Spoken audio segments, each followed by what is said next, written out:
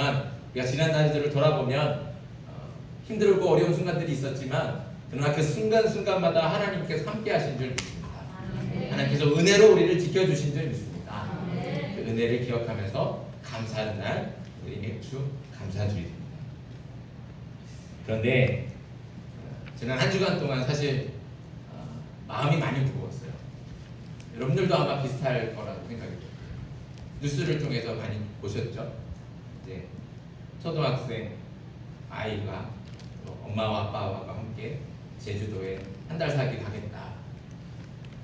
그렇게 해서 간 가족이 결국에는 바다에 추락한 그 승용차 안에서 차가운 죽음으로 온 가족이 이렇게 발견이 됐습니다. 뉴스에 이렇게 사진이 이제 아이 이름하고 조유나 아이 이름하고 사진하고 뉴스에 나오고 실종됐다.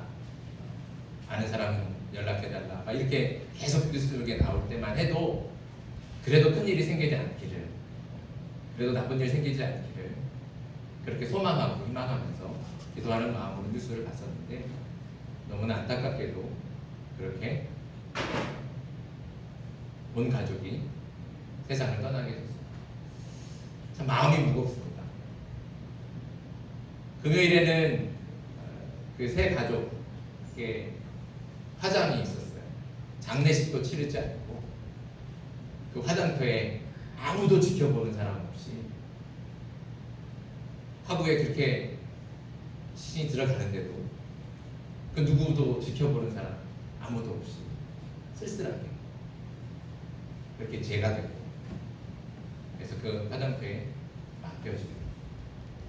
이런 뉴스들을 기사들을 보면서 마음이 굉장히 무겁더라고요. 그래서 감사를 해야 되는데 감사를 얘기하기가 굉장히 어려웠습니다.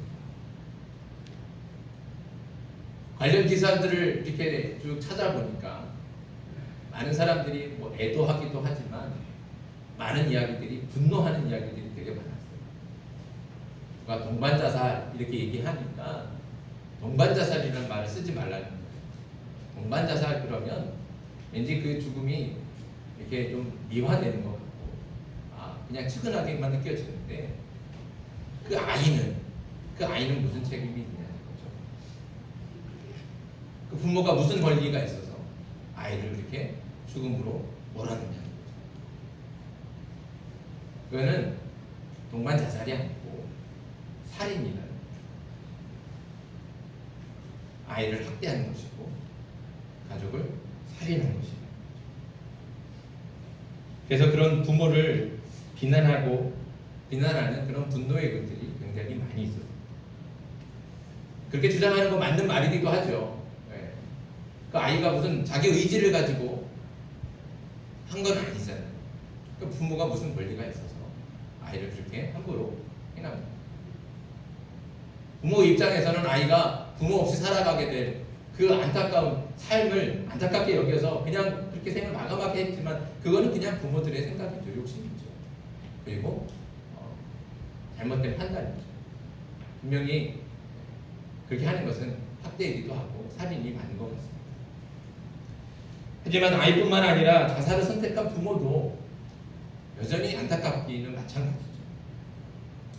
프랑스의 사회학자인 에밀 디르케임이라는 사람이 이렇게 말했습니다. 모든 자살은 사회적인 타살이다. 그러니까 자살이라고 하는 것이 자살로 끝나지 않는다는 것이죠. 자살은 개인의 취향이나 선택이 아니라는 겁니다. 그렇게 선택할 수밖에 없었던 사회적인 이유들이 있다는 거죠. 다시 말하면 이 안타까운 죽음이 오로지 이들만의 책임이 아니라는 말입니다. 우리가 비록 한 번도 얼굴 보지 못했지만 그 가족의 죽음에 책임이 같이 있다는 겁니다.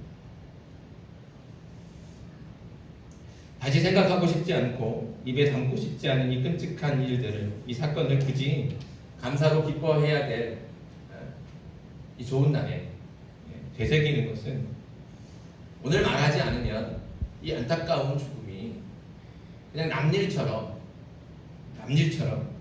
그리고 우리는 아무 책임이 없는 것처럼 그렇게 잊혀지는 것이 그냥 너무 마음이 무거웠어요.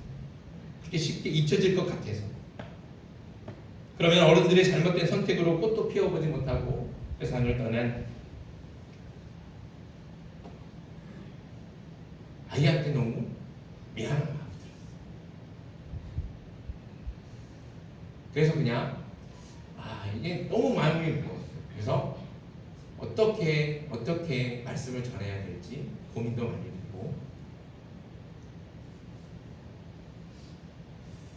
그래서 그 죽음이 그냥 단순하게 잊혀지지 않고 우리가 되새기고 우리에게도 책임이 있고, 또 더 나아가서는 그 일들이 내게 닥치지 않을 거라고 누가 보장할 수 없잖아요. 그렇죠? 그러면 그런 일들을 어떻게 극복해 나갈 수 있을지 우리가 말씀을 통해서 한번 은혜를 나누면 좋겠다 생각했습니다. 그 말씀을 통해서 혹시 그 부모를 원망하거나 비난하려고 하는 건 아니고요. 그래서 이제 안타까운 죽음이 반복되지 않기를 바라는 마음으로 그래서 이렇게 말씀을 같이 준비하게 됐습니다. 여러분들 다 아시지만 우리나라는 OECD 국가 중에서 자살률이 1위예요. 1위. 이 1위를 벌써 수년째 하고 있어요. 언제부터 했는지 모르는데 부동의 1위를 하고 있죠. 창피한 일입니다. 그런데 이렇게 죽어가고 있는 사람들의 이유들, 그러니까 연령별로 사망 이유를 찾아보니까 10대에서 30대까지 사망 이유가 자살이 1위예요. 그리고 40대부터 50대까지는 1위가 암이 사망의 원인 1위고, 그리고 2위가 또 자살이에요. 그만큼 스스로 삶을 포기하는 사람들이 많다는 겁니다. 그럼 왜 이렇게 스스로 삶을 포기할까요? 그 스스로 삶을 포기하는, 그 자살하는 이유를 연령별로 조사를 해보니까 20대에는 가족이나 또 친구나 연인이나 이런 관계 속에서 갈등이 반복되니까 그 갈등 때문에 자살한다, 이렇게 대답합니다. 30대는 업무 관련 스트레스나 부채, 경제적인 이유, 이것 때문에 스스로 목숨을 끊는다. 40대에도 마찬가지로 경제적인 이유, 빈약한 사회적인 그런 지지 기반, 그리고 50대는 여전히 마찬가지로 물질적인 문제, 경제적인 문제, 그리고 가족과의 갈등, 이것이 극단적인 선택을 하는 이유라고 합니다. 연령분들을 이렇게 나눠봤지만 그걸 종합해보면 결국에는 젊은 세대들은 관계가 어려워서, 다른 사람과 관계가 힘들어서, 왕가 문제라든지 이런 것들 때문에 자살을 하고, 그리고 중년, 장년, 노년에 이르기는 가장 큰 이유는 뭐예요? 경제적인 이유 때문에 스스로 목숨을 끊는다는 것이죠. 우리 조유나 그 양의 가족들 경우도 마찬가지예요. 아빠는 컴퓨터 관련 사업을 했는데 1년 전에 폐업을 했고, 엄마도 직장을 다니다가 그만두고 거의 부부가 1년 동안에 경제적인 활동을 하지 않았다고.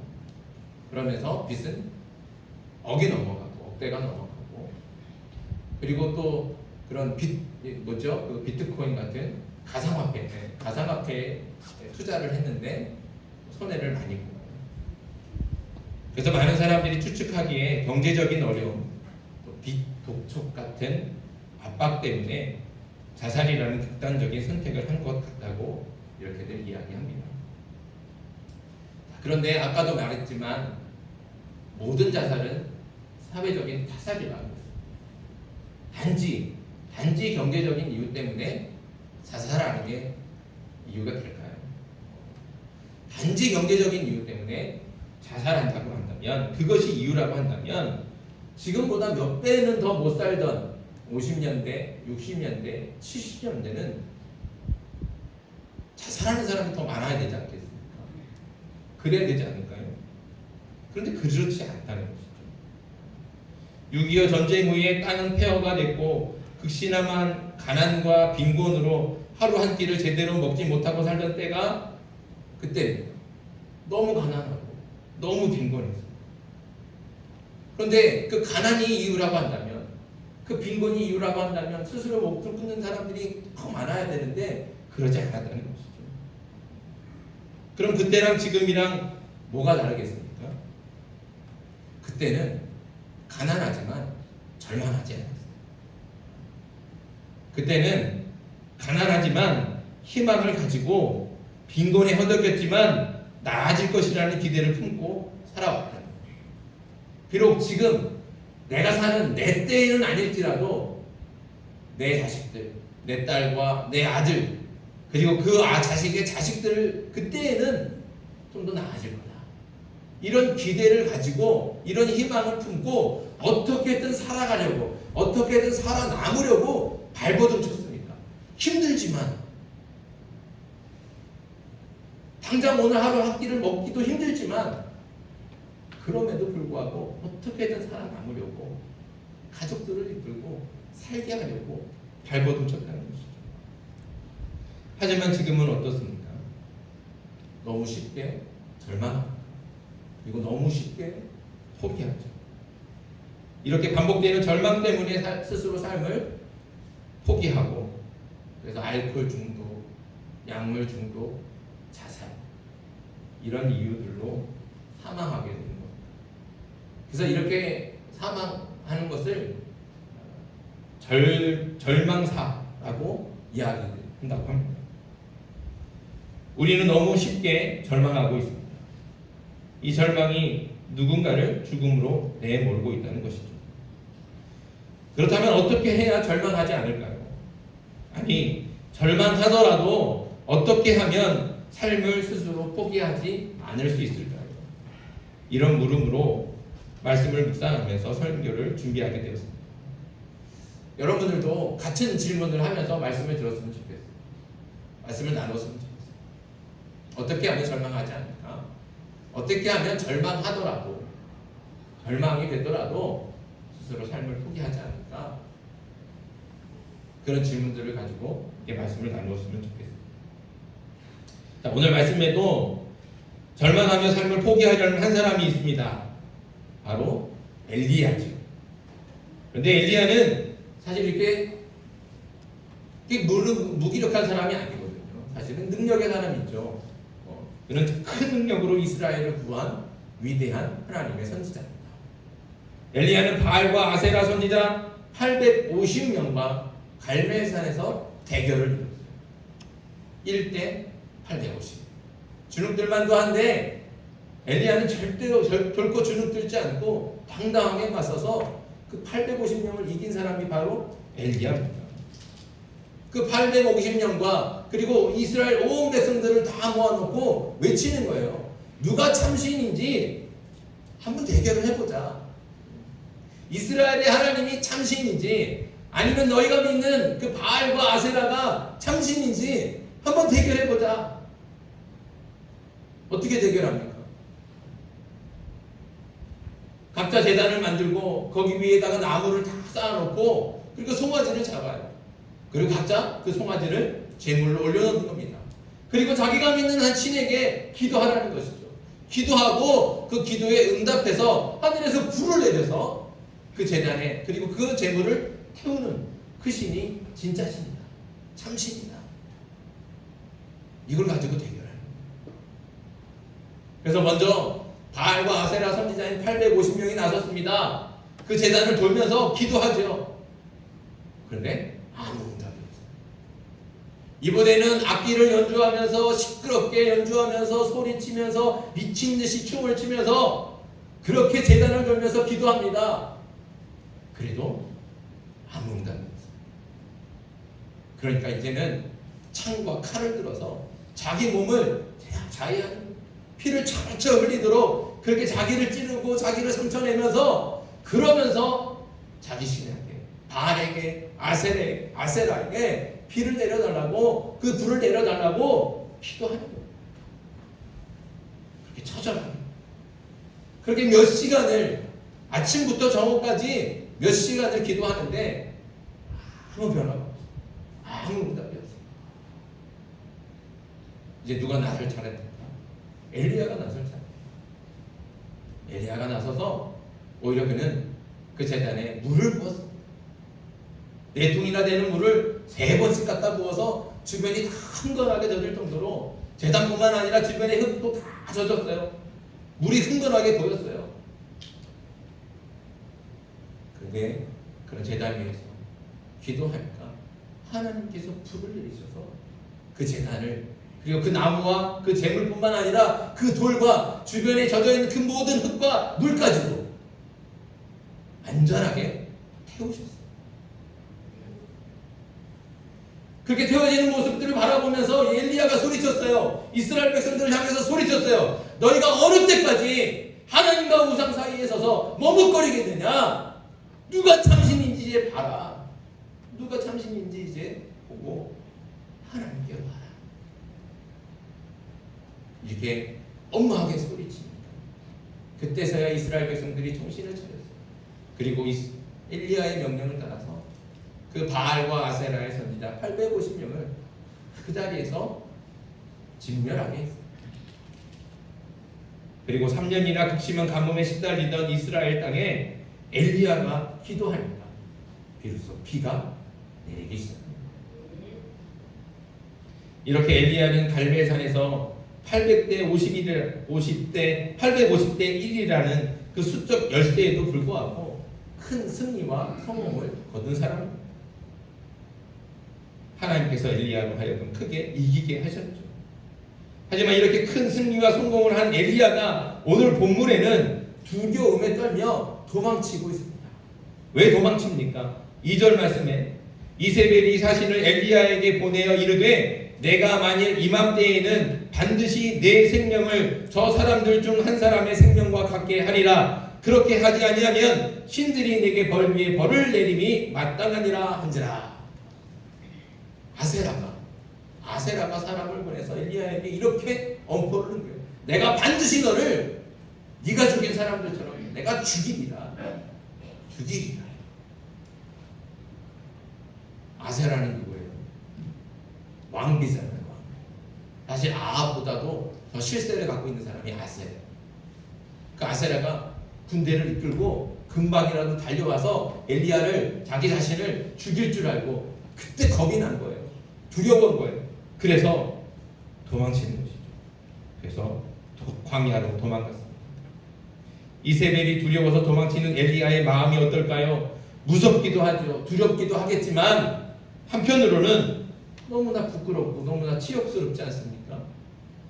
생각해 보십시오. 갈멜산에서 그 850대 1로 싸워서 이겼어요. 그렇잖아요. 그 바알과 아세라의 선지자를 다 죽였어요. 이겼단 말이에요. 그리고 그 백성들 앞에서 너희가 언제까지 머뭇거리겠느냐? 하나님만 믿어라! 이렇게 소리친 사람이 엘리야인데 이제는 이세벨이 두려워서 도망치고 있는 것. 스스로가 생각해도 너무 부끄러운 거예요. 수치스러운 것이죠. 얼마나 한심스럽겠습니까? 그래서 광야로 가는 광야에 물도 양식도 없이 혼자 들어갔습니다. 이건 무슨 뜻입니까? 죽으러 갔다는 뜻이에요. 죽으러 갔다. 절망 가운데 삶을 포기하러 가는 거예요. 하지만 그럼에도 불구하고 엘리야는 완전하게 포기하지는 않습니다. 4절 말씀 내보십시오. 4절 말씀 같이 한번 읽겠습니다. 시작. 자기 자신은 광야로 들어가 하룻길쯤 가서 한 로뎀 나무 아래에 앉아서 자기가 죽기를 원하여 이르되 여호와여 넉넉하오니 지금 내 생명을 거두시옵소서. 나는 내 조상들보다 낫지 못하나이다 하고. 네. 엘리야는 절망 가운데 삶을 포기하려고 광야로 들어갔습니다. 근데 광야로 들어가서 하나님께 얘기하는 거예요. 기도하는 거예요. 하나님, 이제 제 생명 좀 거두어 가십시오. 나는 이제 사는 게 너무 힘이 듭니다. 살아있지만 사는 것 같지 않습니다. 지금 거두어 가도 괜찮겠습니다. 이렇게 얘기하는 게 뭐예요? 이렇게 기도하는 게 뭐예요? 자기 스스로 생명을 자기가 해야 하지 않는다는 거예요. 누구한테 맡기는 겁니까? 하나님께 맡기는 거예요. 왜 그렇습니까? 엘리야는 알죠? 이 생명이 내가 갖고 있다고 해서 내 생명이 아니라는 거예요. 누구의 생명입니까? 누가 주신 겁니까? 하나님께서 주신 거예요. 하나님께서 주신 거니까 내가 함부로 할 수 없다는 거예요. 그러니까 하나님께 부탁하는 거예요. 하나님께 맡기는 겁니다. 생명의 주인이신 하나님, 그 하나님께 자기 생명을 맡기는 겁니다. 이 땅에 보내신 것도 하나님이시니 거두어 가시는 것도 하나님의 일이라는 거예요. 그건 내가 결정하고 내가 할 일이 아니라는 겁니다. 엘리야는 이것을 잘 알기에 결코 자신이 결정하거나 자신이 하지 않는 겁니다. 그는 마지막을 하나님께 맡기는 것이죠. 우리가 기억해야 되는 것이 바로 이겁니다. 내 생명은 내 것이 아니라는 겁니다. 누구의 것입니까? 하나님의 것입니다. 여러분의 생명은 하나님의 것임을 믿으시기 바랍니다. 내 것이 아니에요. 우리의 것이 아닙니다. 그러니 내가 함부로 할 수 없습니다. 이게 우리한테 희망이에요. 이게 우리한테 소망이에요. 왜 내 생명이 내 것이 아닌 게 왜 소망입니까? 왜 희망입니까? 이렇게 말할 수 있겠지만 그게 희망이 돼요. 왜 그렇습니까? 내 생명이 아니니까 누가 책임지십니까? 하나님이 책임지십니다. 이게 하나님의 것이니까 하나님께서 끝까지 책임지시는 거예요. 죽을 것 같지요? 하나님께서 죽게 내버려 두시지 않습니다. 넘어질 것 같지요? 넘어지더라도 다시 일으켜 세워주신다는 거예요. 왜요? 그 생명은 하나님의 것입니다. 하나님께서 끝까지 붙드시고 지켜주시는, 책임지시는 줄 믿습니다. 그러니 엘리야가 이렇게 죽기를 원하고 들어갔지만 차라리 죽는 게 더 낫겠다고 생각했지만, 그래서 하나님께 나를 죽여주십시오 하고 얘기했지만 하나님의 생각은 다르다는 거죠. 하나님께서는 광야에서 물도 마시지 못하고 밥도 먹지 못해서 쓰러져 죽기 일보 직전인 엘리야에게 천사를 보내셔서 그를 어루만져 주십니다. 사랑의 손길을 어루만져 주시죠.